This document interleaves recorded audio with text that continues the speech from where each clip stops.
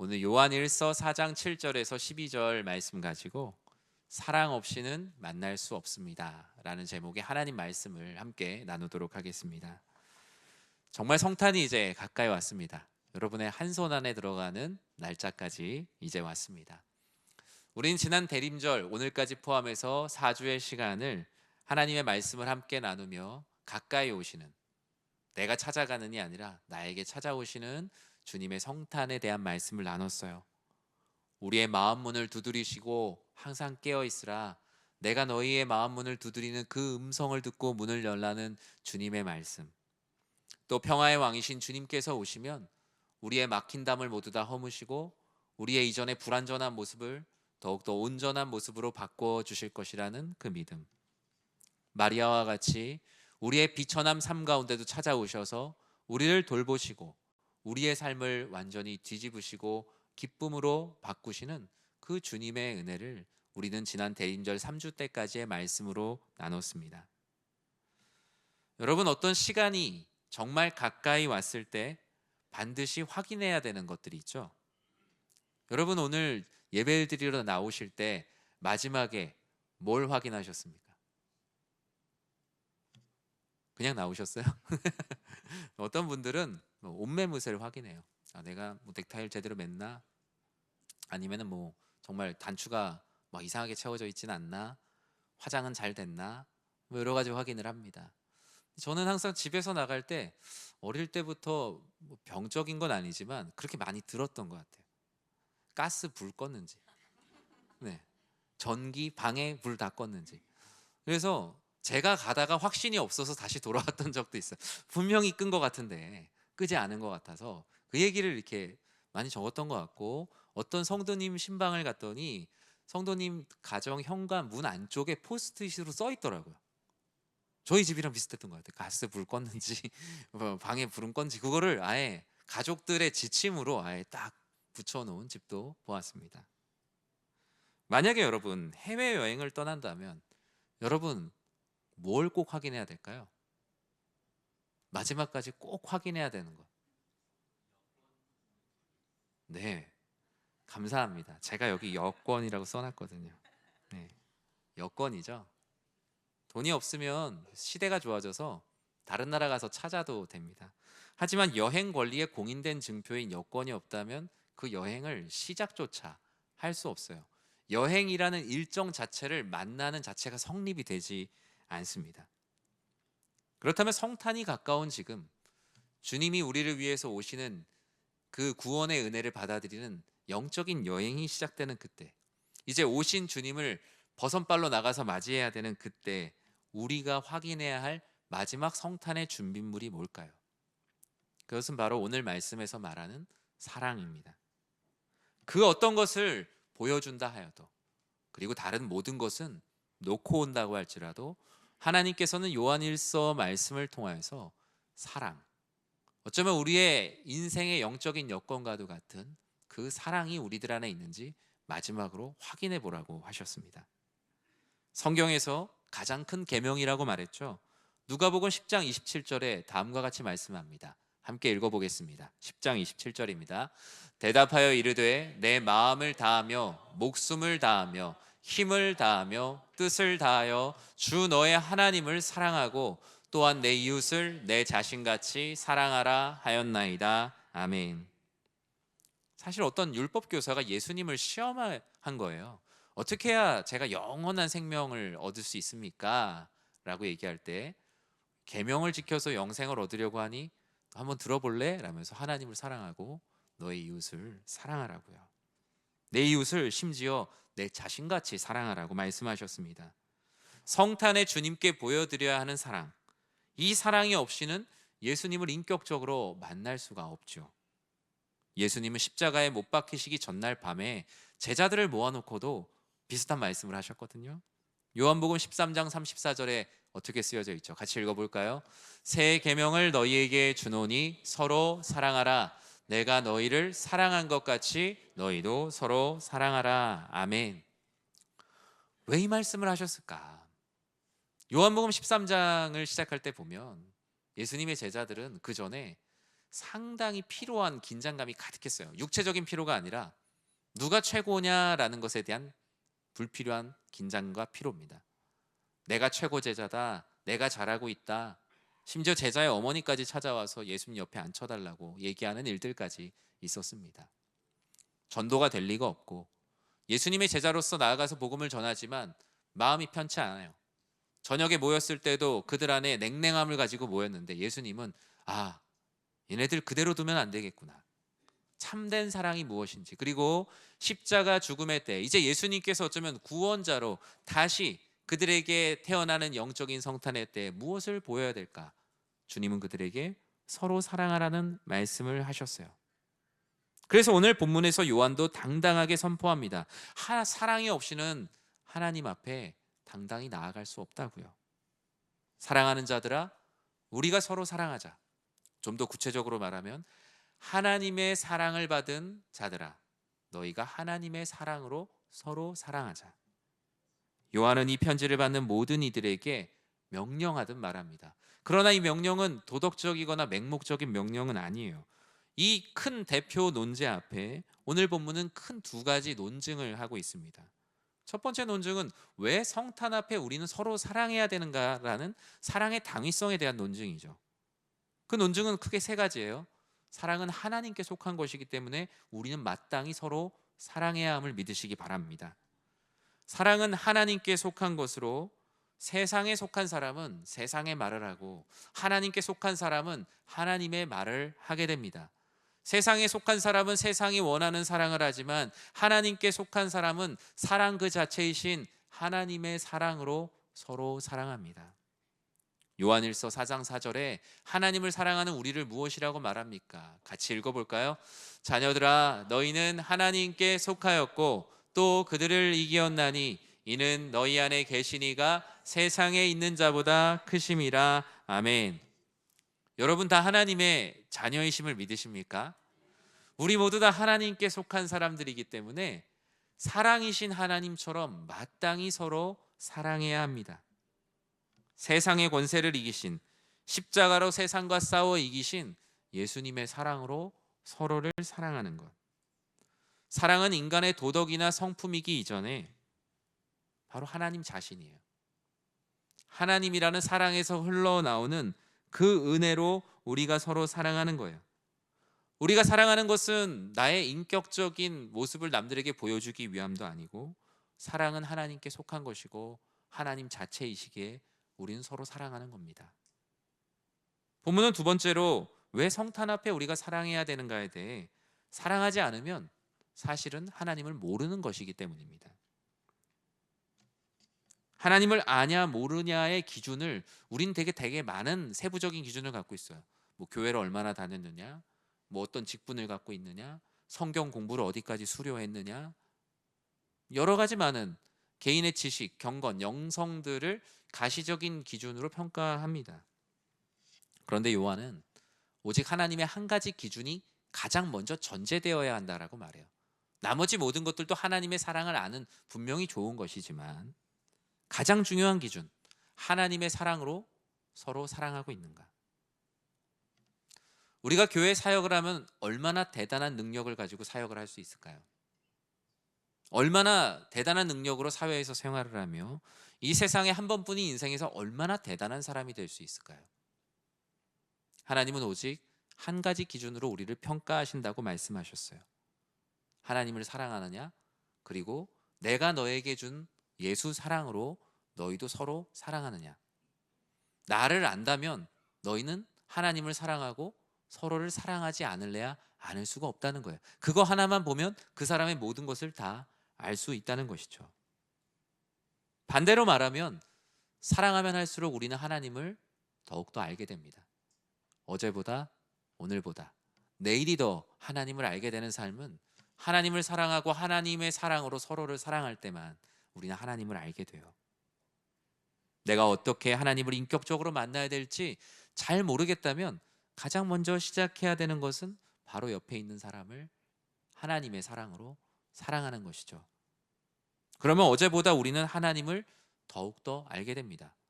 성경 문제에 어떤 빈칸을 채워야만 하나님을 아는 것이 아니라 하나님을 사랑하는 마음으로 옆에 있는 사람을 존재만으로 사랑하는 것.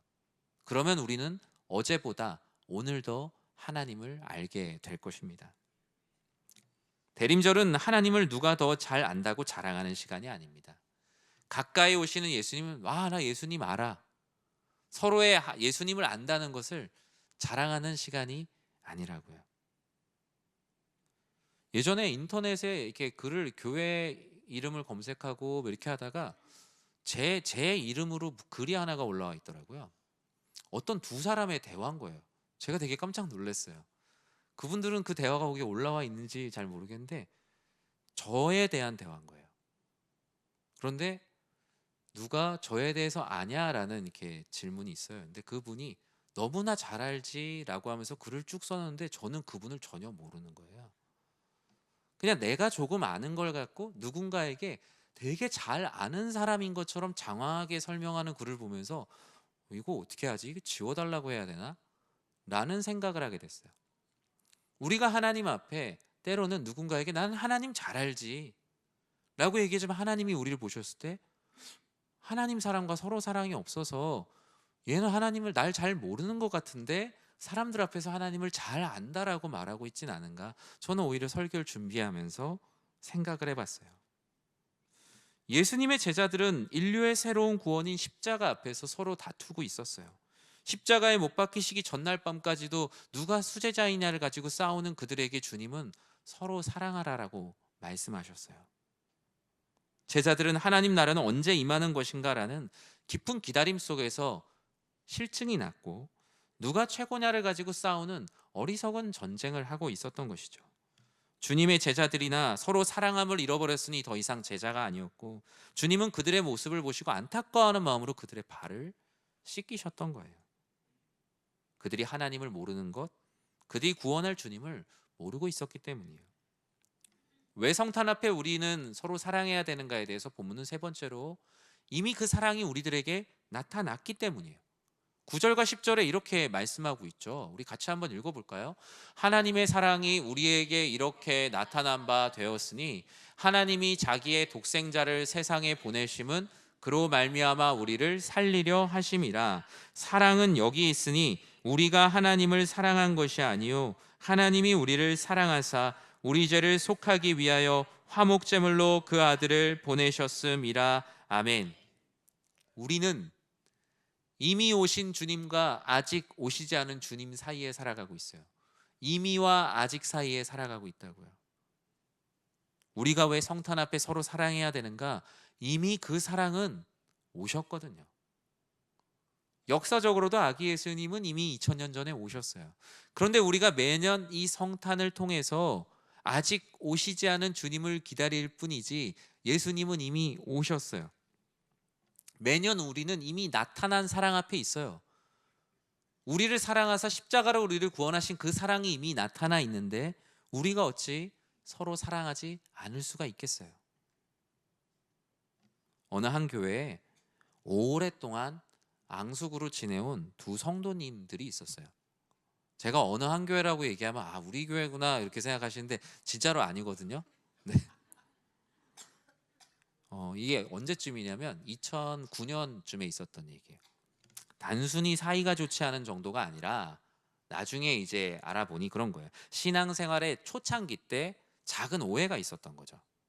그런데 여러분 평행선을 그으면 어때요? 처음에 같은 점에서 출발하지만 처음에 1도가 벌어졌을 땐 별거 아니지만 시간이 계속 지나면 서로 완전히 만날 수 없는 존재가 되죠. 이 초창기의 작은 오해가 풀리지 않고 시간이 흐르면서 감정과 원망이 아주 켜켜이 쌓인 신앙생활을 한 교회 안에서 하게 된 거죠. 너무 오래 지속되다 보니까 교회 성도님들 사이에서도 마치 무슨 공식 커플 이런 것처럼 저 두 사람은 대표적인 앙숙이야라는 걸 뭐 교회 청소년, 청년들까지도 알고 있었던 거예요. 문제는 그 두 사람을 중심으로 각각의 무리가 생겼다는 겁니다. 어느새 교회 안에는 의견을 위한 건강한 논의가 아니라 반대를 위한 반대가 자리를 잡고 서로의 발목을 잡는 일들이 많아졌어요. 교회의 어떤 건강한 역량은 이 하나님 나라를 위해 달려가야 되는데 이 내부 안에서의 갈등을 봉합하는데 모든 에너지를 쏟느라 앞으로 나아갈 수가 없었던 것이죠. 그러던 어느 날 이 교회는 성탄절에 바자회를 했던 것 같아요. 성탄절을 앞두고 교회 바자회를 준비하던 중에 아주 사소한 문제가 아닐 수 있지만 아주 사소한 문제로 큰 싸움이 벌어졌어요. 그 문제는 그거였어요. 바자회 때 그 우리가 파는 물건을 어디서 팔 것인가를 가지고 자리 싸움을 한 거예요. 우리 교회도 혹시 그런가요? 제가 걱정이 돼 갖고 바자회 하면 자리가 요 자리는 좀 좋은 자리 또 뭐 그럴 수 있잖아요, 사실. 뭐 근데 이 바자회 자리를 어디에 배치해야 할지 가지고 우리가 작은 다툼이 있을 수 있지만 평소에 서로 사랑하고 잘 지냈으면 잠깐 그러고 말잖아요. 근데 너무나 오랫동안 서로가 건조한 관계였던 것이죠. 바자회 당일에 결국 크게 붙은 거예요. 두 무리의 고성이 마치 고싸움을 하듯이 아주 붙어서 교회 마당에 싸우는 소리가 울려 퍼졌어요. 사소한 일이면 사소한 일에 사랑이 없으니까 평소에 마른 풀과 같은 관계였다 보니까 작은 불꽃 하나가 튀었는데 아주 불이 활활 타오른 거죠. 서로 해서는 안 될 말들이 오가고 그 소란 가운데 그 싸움을 말리던 그 목사님 사모님이 그 뇌출혈로 쓰러지셨어요. 워낙에 이 일로 스트레스를 엄청 많이 받고 계셨는데 그 한 12월쯤이잖아요. 12월쯤이니까 춥잖아요. 이 양쪽에서 이 분들을 말리고 이러느라 가운데 있다가 사모님이 뇌출혈로 쓰러지셨어요. 그제서야 이제 성도들이 그 싸움을 멈추고 막 이제 사모님을 이제 후송을 하고 막 그랬던 거죠. 그 뒤에 이제 한 분이 그런 글을 써놓으셨더라고요. 우리가 이렇게 싸우는 동안 뒤에 현수막에는 바자회 현수막이 붙어 있었는데 거기에 하나님의 사랑으로 서로 섬기자. 그 현수막만이 그 겨울바람에 쓸쓸히 나부끼고 있었다는 거예요. 여러분 이 지점에서 우리는 질문할 수밖에 없죠. 과연 우리는 하나님을 안다라고 말할 수 있을까? 이 질문에 어느 누구도 자유로울 수 없는 것 같아요. 저도 마찬가지고요. 사랑 없는 신앙, 서로 사랑으로 풀지 못하는 갈등 속에서 우리가 성탄의 주님을 버선발로 나아가서 막 맞이할 수 있을까? 너무나 부끄러운 거예요. 우리 교회도 또 우리 가정도 이 나라와 민족도 우리가 알면서도 먼저 손 내밀지 못하고 좀 심한 말로 이런 거예요. 누가 죽어야만 이 싸움이 끝날까? 그런데 하나님께서는 그것을 하신 것이죠. 내가 죽어야만 이 세상의 싸움이 끝이 나겠구나. 독생자 예수 그리스도를 보내셨죠. 성자 하나님께서 십자가에 달려 죽으셔야 이 소모적인 전쟁이 끝이 나겠구나. 더 이상 이 일로 인해서 마음에 상처받고 죽어가는 영혼들이 없겠구나 하셔서 우리를 위해 십자가에서 죽으신 것 아니겠습니까? 서로 사랑은 우리를 속박하려는 것이 아니라 우리에게 분명한 유익이 있다라고 두 번째 논증을 펼쳐갑니다. 서로 사랑에 어떤 유익이 있는가? 첫 번째는 보이지 않는 하나님을 보게 해주십니다. 4장 12절에 다음과 같이 말씀합니다. 함께 읽어볼까요? 어느 때나 하나님을 본 사람이 없으되 만일 우리가 서로 사랑하면 하나님이 우리 안에 거하시고 그의 사랑이 우리 안에 온전히 이루어지느니라. 아멘. 사랑하는 성도 여러분, 사랑은 보이지 않는 하나님, 서로 사랑은 보이지 않는 하나님을 보게 하는 유일한 방편이다라고 성경은 말씀합니다. 하나님도 보이지 않는 하나님의 사랑을 우리가 볼 수 있도록 그리스도 예수를 이 땅 가운데 보내주셨죠. 당시에 살고 있던 많은 사람들에게 그리스도 예수를 보여주시면 이것이 바로 나의 사랑이라고 말씀하셨고, 이 시대를 살아가는 우리들에게는 주님의 말씀을, 이 성경의 말씀을 주셔서 이 사랑이란 바로 이곳에 담겨 있다라고 말씀을 하세요. 성탄은 바로 하나님께서 우리를 사랑하셔서 보여주시는 사랑의 선물이에요. 서로 사랑의 유익의 그 두 번째는 하나님이 우리와 함께 하신다라는 증거예요. 우리 교회 안에 하나님이 함께 하시는가? 우린 당연히 그럼 하나님이 함께 하시지라고 말하지만 가끔 어렵고 힘든 일들이 있을 때 우린 하나님께 그렇게 기도합니다. 하나님, 과연 우리 가운데 함께 하십니까? 하나님이 함께 하신다라는 많은 증거가 있지만 성경은 우리가 하나님의 사랑으로 서로 사랑하는 공동체라면 하나님이 우리와 함께 하심이 확실하다라고 성경은 말씀합니다. 우리는 확실한 것을 위해 달려가야겠죠. 누군가를 이유 없이 미워하고 배제하고 있다면 하나님이 우리와 함께 하신다라고 당당하게 이야기할 수는 없을 것입니다. 사랑하는 성도 여러분, 이 대림의 계절에 서로 사랑하여서 하나님이 나와 우리와 함께 하신다는 증거를 충만하게 누리는 모든 성도님들 되시길 진심으로 축복합니다. 왜 서로 사랑해야 되는가의 마지막은 그것이 곧 사랑의 완성이기 때문이에요. 물론 십자가에서 우리를 구원하신 그 하나님의 사랑에 부족함이 있다는 것이 아닙니다. 그 사랑은 이미 완전하게 우리를 구원하심에 부족함이 없어요. 하지만 그 사랑을 우리가 느끼는 데 있어서 그 사랑의 완성은 하나님은 너희가 서로 사랑할 때 그 사랑이 최종적으로 완성된다라고 말씀합니다. 우리가 서로 사랑하게 되면 성경 안에 있는 사랑의 완성, 그 완성의 유익을 우리가 비로소 누릴 수 있게 되는 거예요. 사랑은 하나님과 나 사이에 멈춰 있지 않고 끊임없이 순환합니다.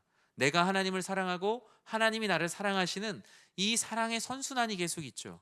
그런데 이 순환은 수직적인 관계로만 있는 것이 아니라 수평적으로도 이 순환이 일어나야 됩니다. 그 사랑이 내 안에만 계속 멈춰 있거나 아니면 특정한 누구에게는 흘러가지 않는 막힌 사랑이 계속된다면 우리는 영적인 경색을 경험하게 돼요. 가정 안에서도 부모님, 자녀, 형제, 배우자와의 사랑이 서로 사랑하는 서로 사랑이 없이 멈춰 있으면 가정 안에서의 사랑이 경색의 국면을 맞이합니다. 교회도 마찬가지입니다. 몇몇 사람들 간의 사랑으로만 멈춰 있으면 다른 관계들 사이에서 공동체의 사랑의 경색이 일어나요. 흐르지 않아요. 그럼 결국 공동체는 죽어가는 거예요. 이 나라와 민족도 마찬가지입니다. 진영 논리로 여러 가지 많은 분열과 갈등으로 계속 나눠져서 그 진영 안에서만 순환되고 있다면 그것은 하나의 존재가 아니죠. 그 둘을 이어주는 순환이 없다면 결국엔 둘로 나눠지는 것이 아니라 전체가 죽고 마는 것입니다. 사랑하는 성도 여러분, 여러분 주변에 사랑이 경색되어 있는 곳이 어디입니까? 여러분의 가정에 무언가 사랑이 흘러가지 않는 곳에 막힌 혀를 뚫을 수 있는 사랑의 사도로 여러분들이 쓰임받기를 진심으로 축원합니다. 여러분이 가는 곳들마다 경색되어진 관계가 풀리는 놀라운 역사가 일어나길 주님의 이름으로 축복합니다. 오히려 내가 가는 곳마다 잘 되고 있는 곳에서 경색을 일으키는 사람이 아니라 내가 어딘가를 갔을 때, 어떤 교회의 봉사 조직을 갔을 때, 아니면 회사의 어떤 부서를 갔을 때, 가정 안에서 어디를 갔을 때 내가 가는 곳마다 하나님의 사랑으로 막힌 모든 것들이 풀어져야 되지 않겠어요? 저는 여러분이 그와 같은 사랑의 사도로 쓰임받기를 진심으로 축복합니다. 말씀을 맺습니다. 왜 서로 사랑해야 합니까? 사랑은 하나님께 속한 것이고 하나님을 알 수 있는 증거가 되기 때문입니다. 서로 사랑에는 어떤 유익이 있습니까? 보이지 않는 하나님을 볼 수 있으며 하나님이 우리와 함께 하신다는 임마누엘의 확신을 얻을 수 있기 때문입니다. 그리고 무엇보다 사랑의 완성이란 이런 거구나라는 보람을 우리들에게 주시기 때문입니다. 그림을 하나 볼까요? 미국의 화가 에드워드 호퍼의 그림 가운데 있는 밤을 새우는 사람들, 번역하기에 따라 다르지만 밤을 지새우는 사람들이라는 그림이에요. 이분은 다 그림을 이런 식으로 그리더라고요. 이 그림의 배경을 보면 이게 이제 미국이 진주만에 이제 폭격당했을 때, 2차 세계대전 때, 그때 그 미국 안에 우울함이 엄청나게 가득했다 그래요. 되게 패배감과 실패감, 많은 가족들을 또 잃었고, 그러다 보니까 어딜 가든 카페를 가든 식당을 가든 사람들이 서로 말을 안 했다고 해요. 너무나 슬프다 보니까 어떻게 이걸 견뎌야 될지. 이 그림은 이제 당시에 1944년에 뉴욕의 한 밤의 식당에 사람들의 모습을 그렸다고 해요. 작가는 말해요. 서로 마주보고 있지만 아무도 대화를 나누는 것 같진 않다. 각자는 침묵 속에 있고 창밖의 거리는 텅 비어 있다.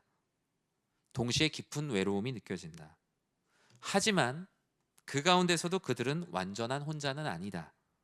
말이 없어도 또 손을 잡지 않아도 그들은 이 긴 밤을 함께 견디고 있다.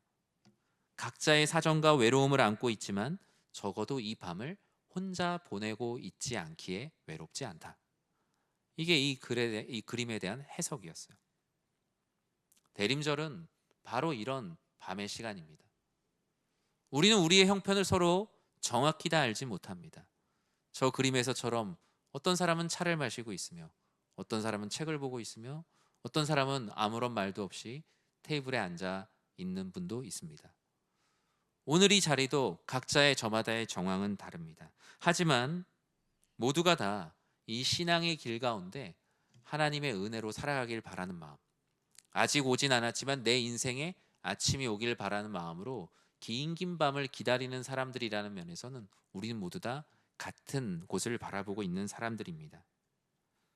신앙의 길이 혼자 걷는 것처럼 느껴질 때도 있고, 마음속 사정을 다 말하지 못한 채 예배의 자리에 앉아 있을 때도 있지만, 하나님께서 우리를 연희교회라는 공동체 안에 함께 머물게 하시고 예배드리게 하시는 모든 이유에는 서로가 서로의 기댈 곳이 되고, 나를 사랑하신 하나님의 사랑으로 때로는 말하지 않아도 마음속으로 기도하고 응원하고 축복하며 나아가는 공동체라는 것을 우리는 잊지 않아야 할 것입니다.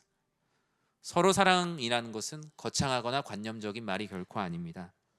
우리의 인생의 외로운 밤에 그저 같이 있어줄 수 있는 것, 아무런 말 없이도 함께 기다려주고 기도해줄 수 있는 것, 그리고 그 밤을 결코 혼자 보내지 않게 하는 것, 그것이 바로 서로 사랑입니다.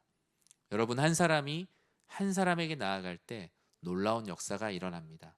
저는 우리 교회 공동체 안에 어느 누구도 외롭지 않은 공동체, 어느 누구도 소외함 없이 서로 사랑의 하나님의 은혜를 충만하게 누리는 참된 교회가 되길 진심으로 축복합니다.